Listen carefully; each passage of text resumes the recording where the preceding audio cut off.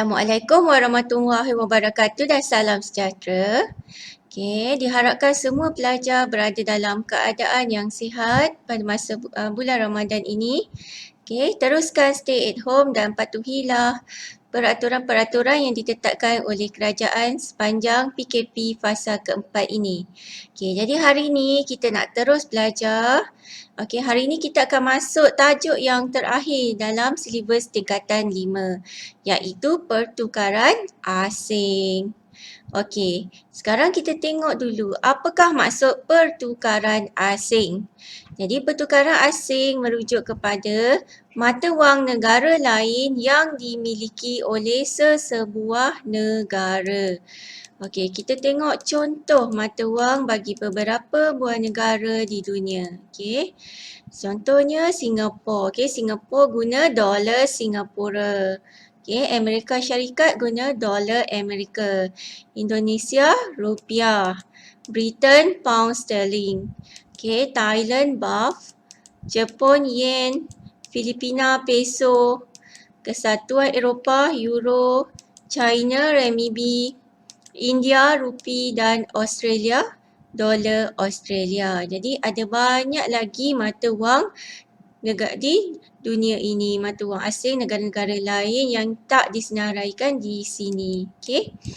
Kita teruskan tajuk kita dengan kepentingan pertukaran asing.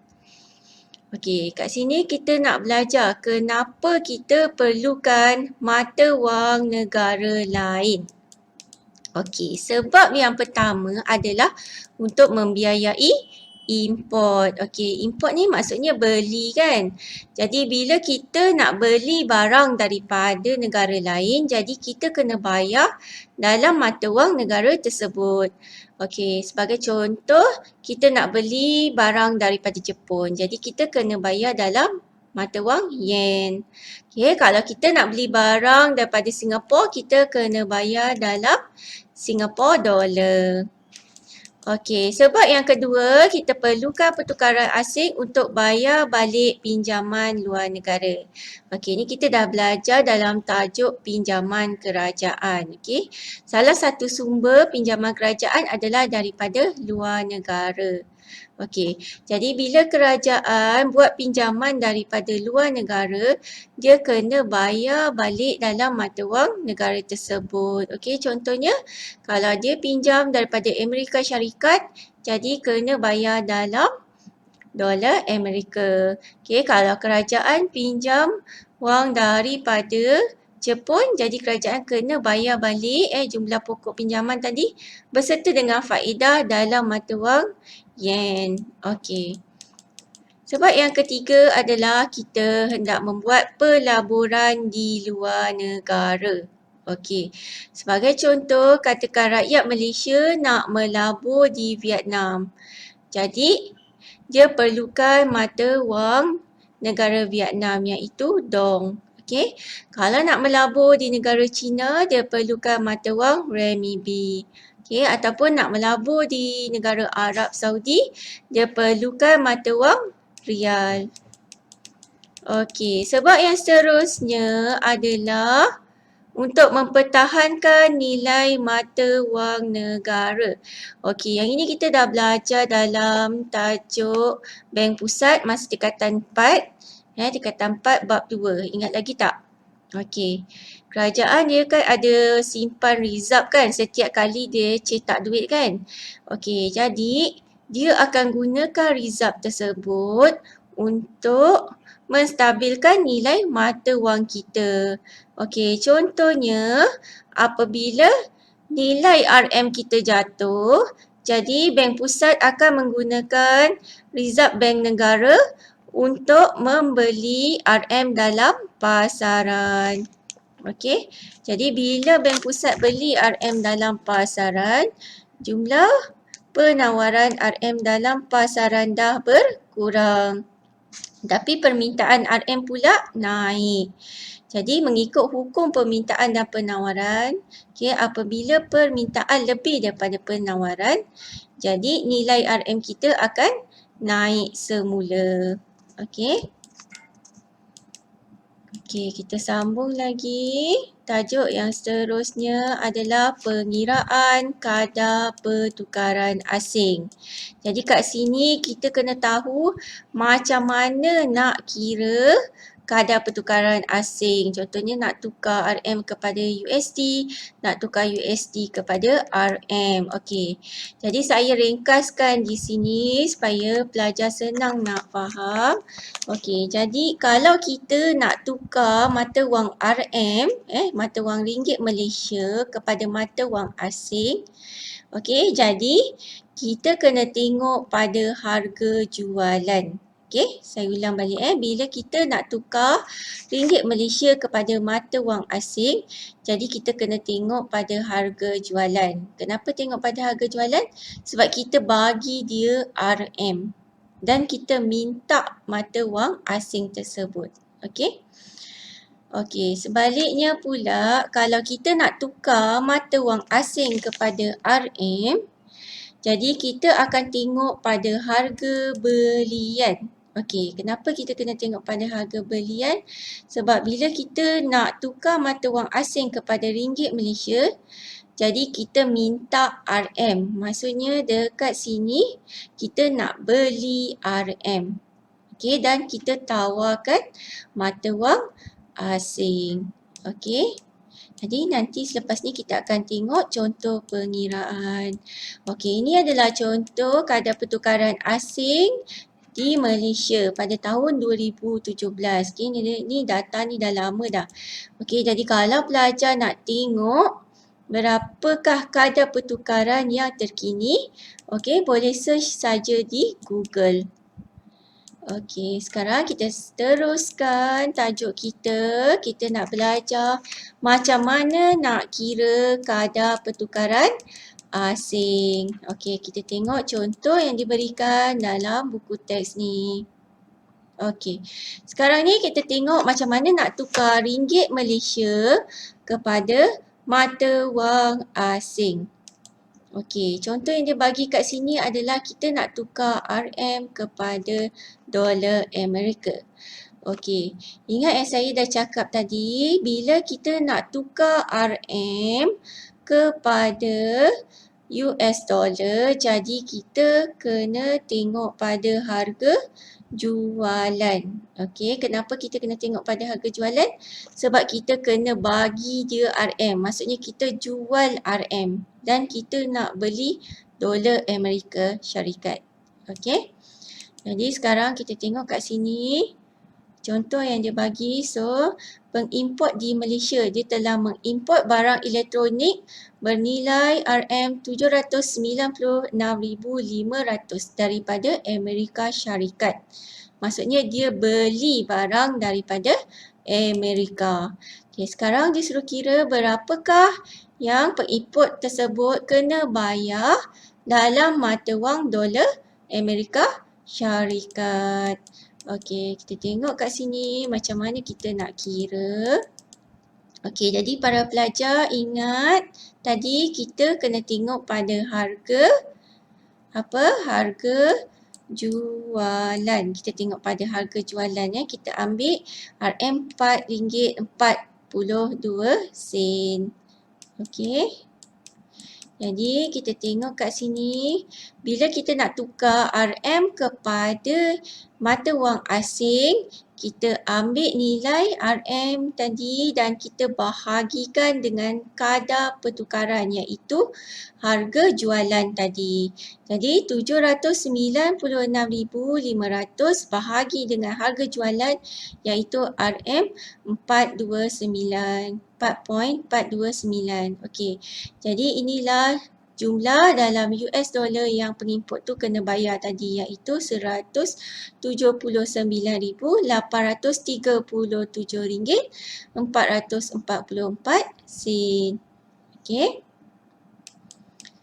Kita tengok pula sekarang ni contoh macam mana kita nak tukar mata wang asing kepada ringgit Malaysia. Okey, sekarang ni dia bagi contoh pengimport dari Amerika telah mengimport barang bernilai USD 36,000 dari Malaysia.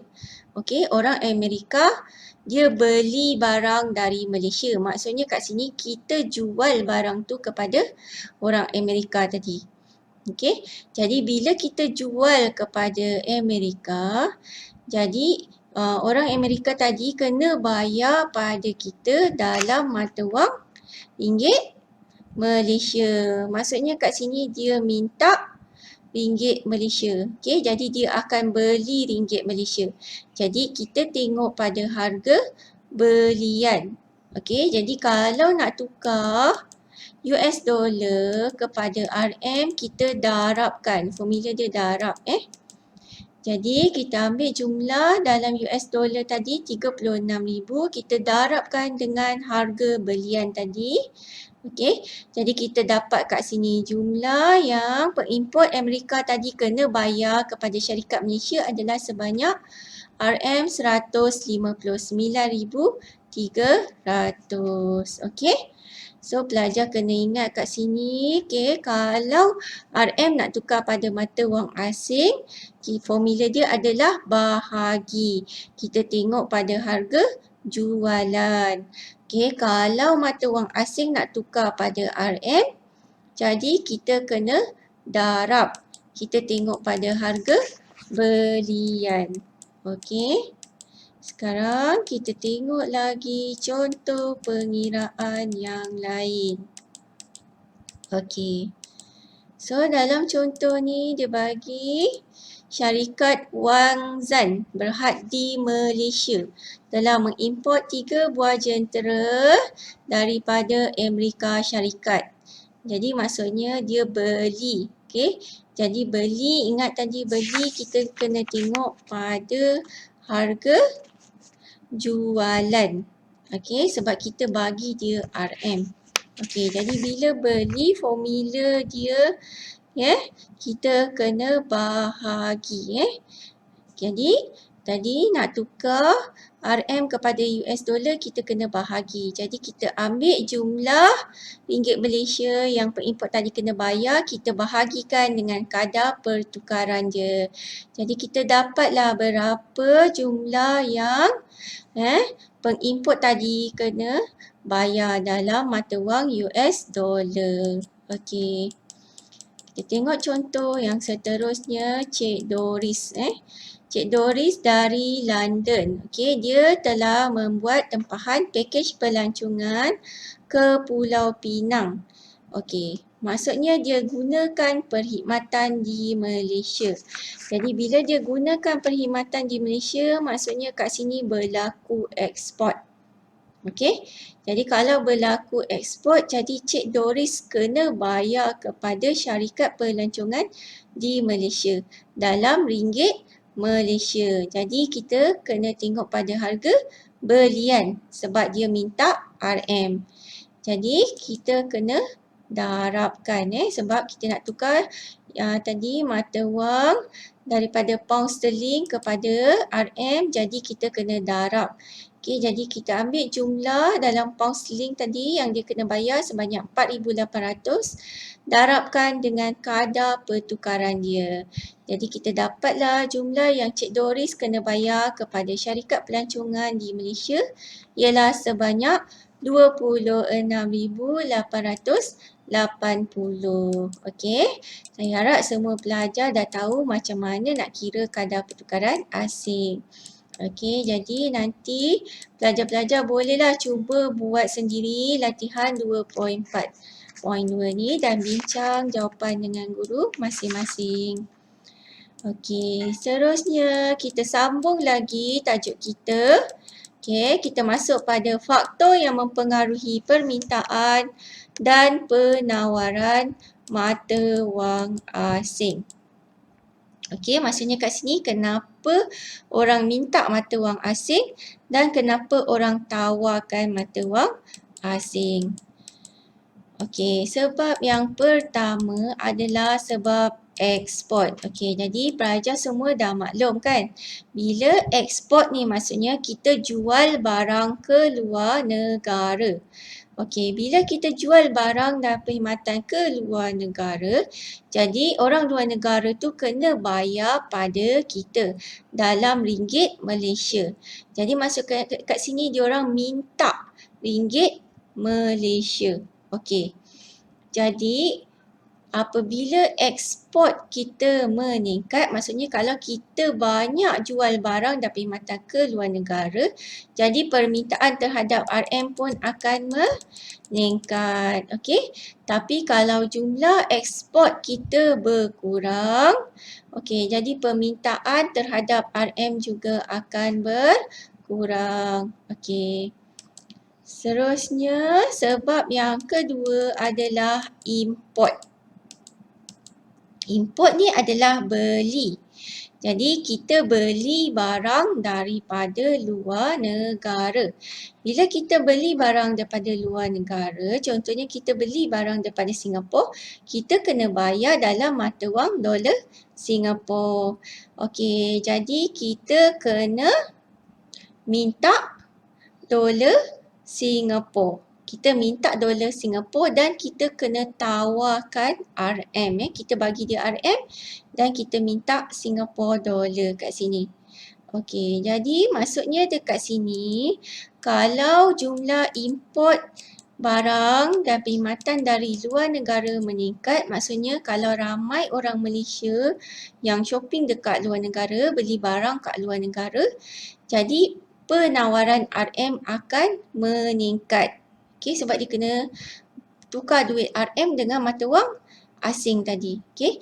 Tapi kalau import berkurang, jadi penawaran RM juga akan berkurang. Okey, kita sambung lagi. Faktor yang ketiga iaitu kadar faedah.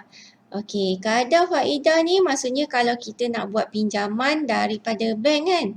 Bila kita nak buat pinjaman daripada bank, kita kena bayar balik pokok dengan kadar faedah atau interest.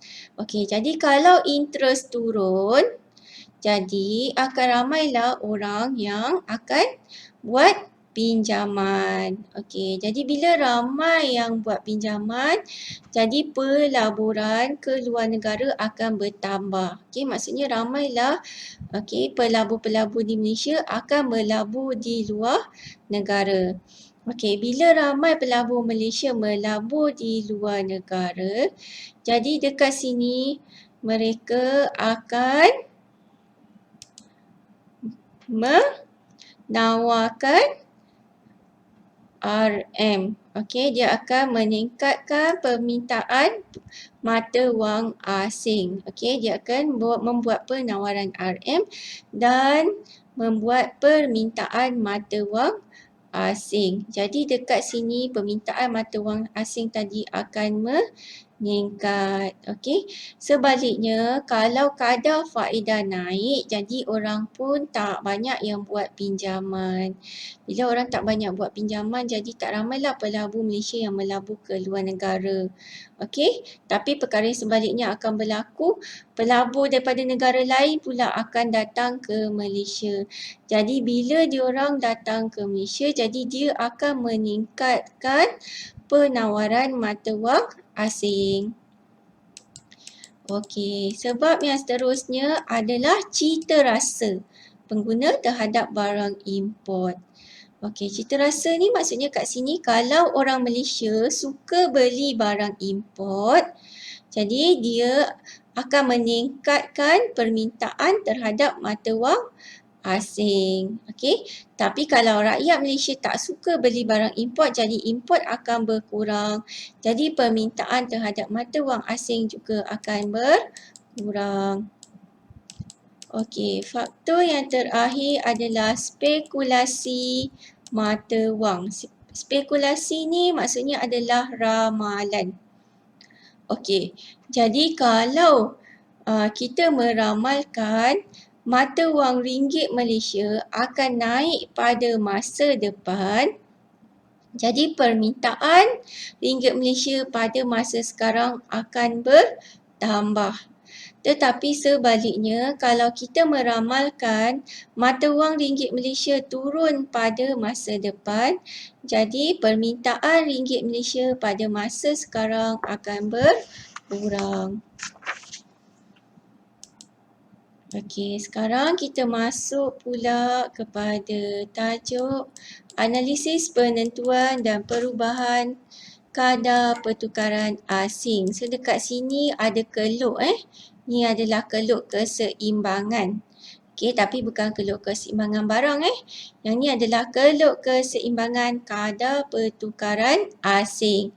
Okey, jadi dekat paksi Y ni menunjukkan nilai RM. Okey, dan dekat paksi X ni menunjukkan kuantiti dolar. Iaitu US dollar. Okey, jadi sekarang ni kita tengok apakah yang berlaku di bahagian atas titik keseimbangan ini.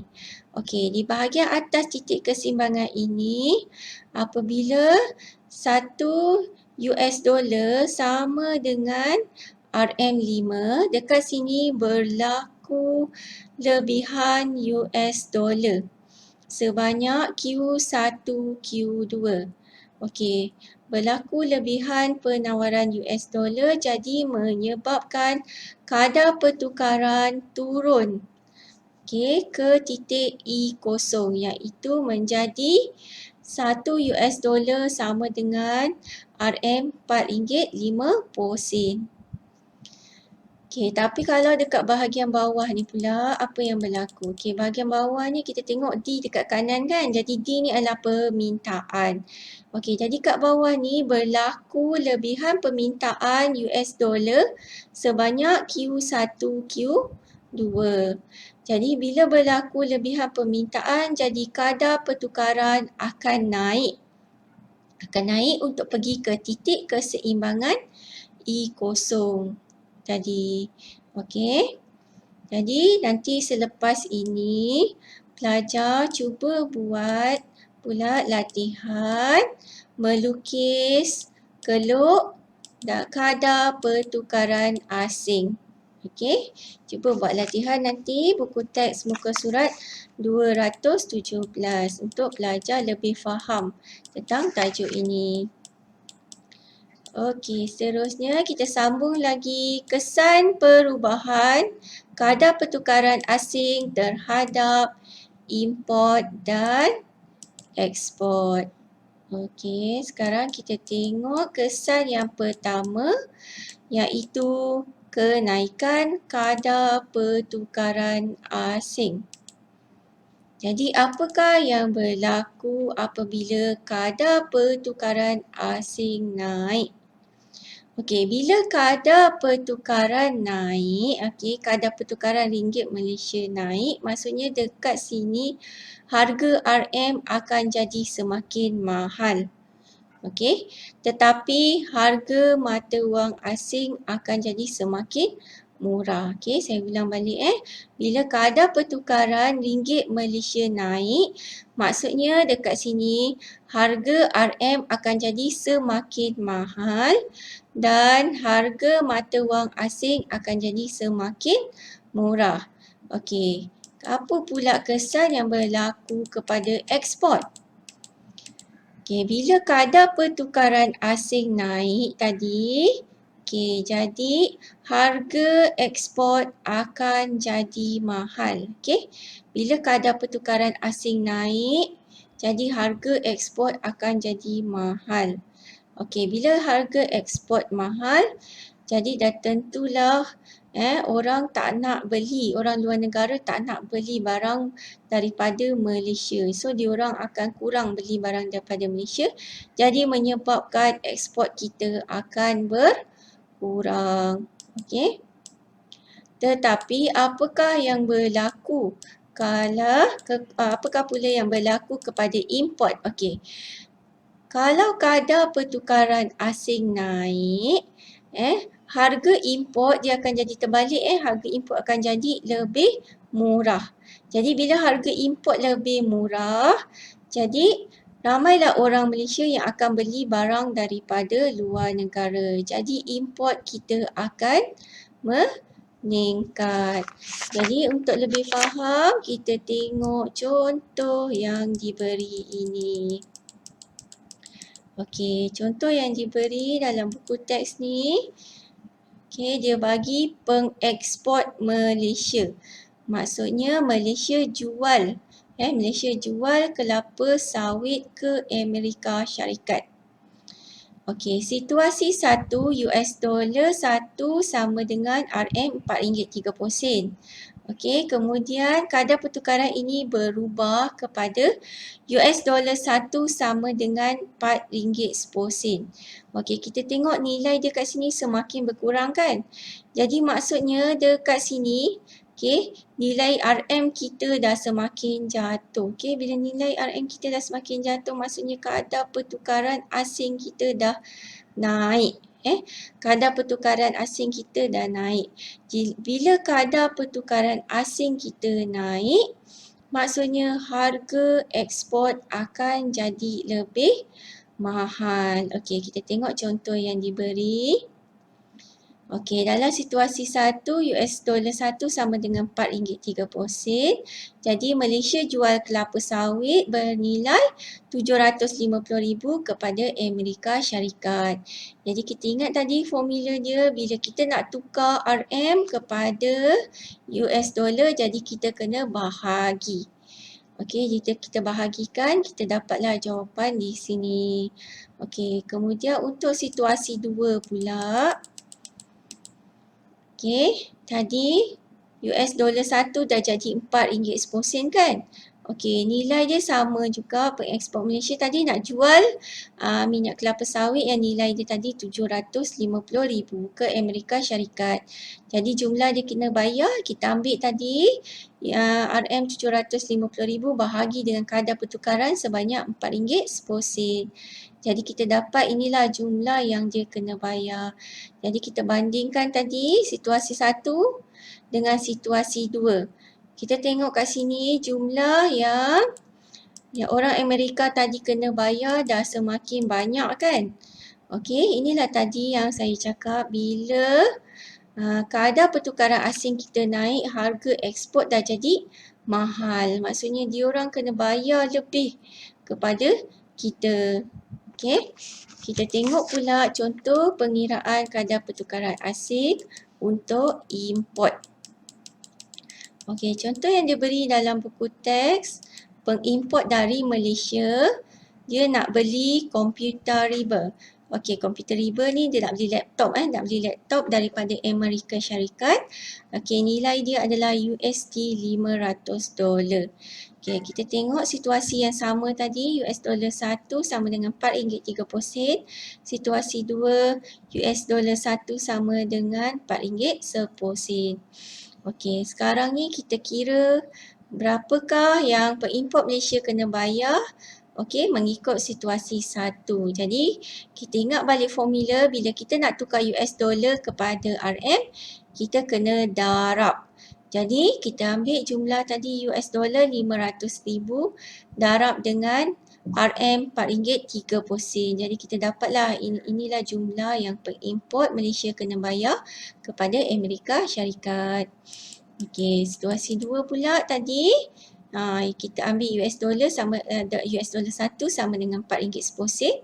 Jadi kita darabkan pula nilai yang sama tadi dengan RM4.10. Jadi kita dapatlah nilai kat sini. Okey, kalau kita bandingkan nilai yang kita dapat dalam situasi 1 dengan situasi 2, kita tengok sini jumlah dia semakin berkurang. Inilah maksudnya tadi, bila kadar pertukaran asing naik, harga import akan jadi murah. Jadi import kita akan meningkat. Okey, jadi kesimpulan yang kita boleh buat dekat sini, apakah kesan kadar pertukaran asing? Apakah kesan kadar pertukaran ringgit Malaysia berbanding dengan mata wang asing? Okey, bila kadar pertukaran ringgit Malaysia naik, okey, jadi harga import akan jadi murah. dan harga ekspor akan jadi mahal. Okey, bila kadar pertukaran naik, harga import akan jadi murah, harga ekspor akan jadi mahal. Jadi import akan meningkat dan ekspor akan berkurang. Jadi dekat sini kita punya jumlah import akan lebih daripada jumlah ekspor. Maksudnya kita beli lebih daripada jual. Jadi imbangan dagangan kita akan mengalami defisit, iaitu imbangan dagangan kurangan. Okey. Okey, seterusnya kita tengok pula apa yang akan terjadi kalau kadar pertukaran asing kita jatuh. Okey, kita tengok kesan yang pertama, kesan kepada ekspor. Okey, kita terus pergi kepada contoh supaya kita lebih senang nak faham. Sekarang kita tengok contoh yang pertama. Okey, situasi 1, US dollar 1 sama dengan RM4. Situasi 2, US dollar 1 sama dengan RM4.20. Okey, kita tengok nilai dia makin bertambah kan. Jadi maksudnya dekat sini kadar pertukaran asing kita iaitu KPA kita turun. Okey, jadi bila KPA turun tadi maksudnya kita punya harga ekspor akan jadi makin murah. Okey, cuba kita tengok macam mana harga ekspor akan jadi makin murah. Okey, contoh yang diberi kat sini, pengekspor Malaysia dia nak jual getah asli ke Amerika Syarikat. Okey, nilai dia sebanyak RM950,000. Jadi dia kena bayar dalam US dollar. Jadi kita ingat balik formula, bila kita nak tukar RM kepada US dollar, kita kena bahagi. Kita ambil nilai RM tadi, bahagi dengan kadar pertukaran dia. Jadi kita dapatlah berapakah yang orang Amerika tadi kena bayar kepada pengekspor Malaysia. Okey. Seterusnya kita tengok situasi 2 tadi, kita ambil jumlah yang sama, kita bahagikan dengan kadar pertukaran yang baru iaitu RM4.20.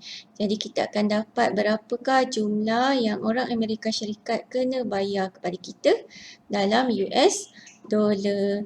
Jadi kita bandingkan nilai dalam situasi 1 dengan situasi 2 ni, kita tengok nilai dia dah semakin berkurang. Okey.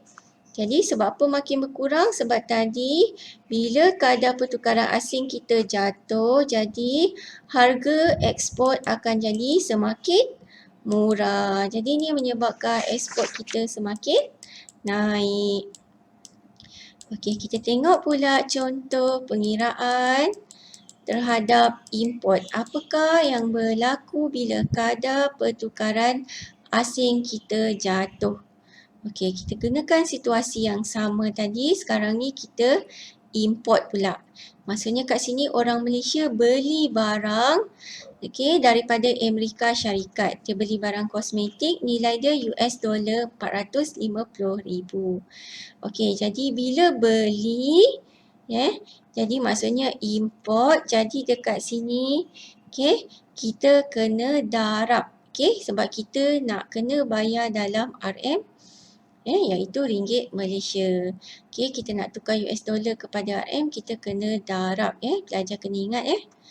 Jadi kita ambilkan dia punya jumlah tadi dalam US dollar, kita darabkan dengan kadar pertukaran tadi. So kita pun dapat berapakah yang orang Malaysia kena bayar kepada orang Amerika Syarikat tadi. Lepas tu situasi 2 pula, kita tengok bila kadar pertukaran kita dah jatuh kan. Jadi kita ambil jumlah yang sama, kita darabkan dengan kadar pertukaran yang baru. Jadi kita dapatlah berapakah nilai yang orang Malaysia kena bayar kepada Amerika Syarikat. Jadi kalau kita bandingkan dua-dua nilai ni, situasi 1 dan situasi 2, jumlah yang kita kena bayar tadi makin banyak. Maksudnya kat sini, bila kadar pertukaran asing kita jatuh, harga import akan jadi mahal. Apa kesimpulan yang kita boleh buat dekat sini? Apa yang akan berlaku apabila kadar pertukaran ringgit Malaysia jatuh. Okey, bila kadar pertukaran jatuh, harga import akan jadi mahal. Okey, bila harga import mahal, jadi import akan berkurang. Bila import berkurang, maksudnya kat sini, okey, kita dah tak beli sangat barang daripada luar negara. Okey. Tapi ekspor tadi dia akan jadi sebaliknya kan. Bila kadar pertukaran kita jatuh, harga import jadi murah. Jadi bila harga import murah, jadi ekspor akan meningkat. Okey, dekat sini kita akan dapat jumlah ekspor kita lebih daripada import. Jadi bila ekspor lebih daripada import, kita akan dapat lebihan dalam akaun dagangan kita. Okey, jadi itu sahaja untuk tajuk kadar pertukaran asing. Jadi nasihat saya untuk pelajar, bagi tajuk ini pelajar kena faham. Kita tak boleh nak hafal saja untuk tajuk ni, kita kena faham dan kita kena banyak buat latihan. Okey, sebab tajuk ni ada pengiraan, kita nak kira kadar pertukaran asing dan dia juga ada keluk. Okey.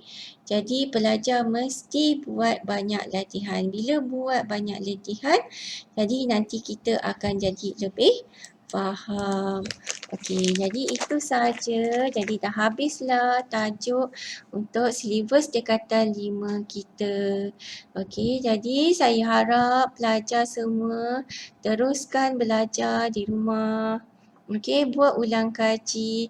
Okey, kalau tak faham, tanyalah dengan cikgu ataupun tanya dengan kawan-kawan. Okey, jangan biarkan kita tak faham sesuatu tajuk itu terlalu banyak. Bila kita terlalu banyak tak faham, lama-lama kita akan jadi stres.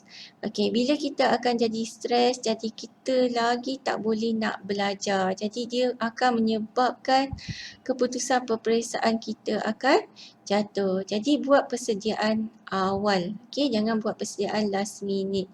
Okey, last sekali, study smart, not study hard. Okey, jumpa lagi dalam video yang seterusnya. Jangan lupa subscribe, like dan share video YouTube Cikgu Azlin untuk lihat video-video yang seterusnya. Bye.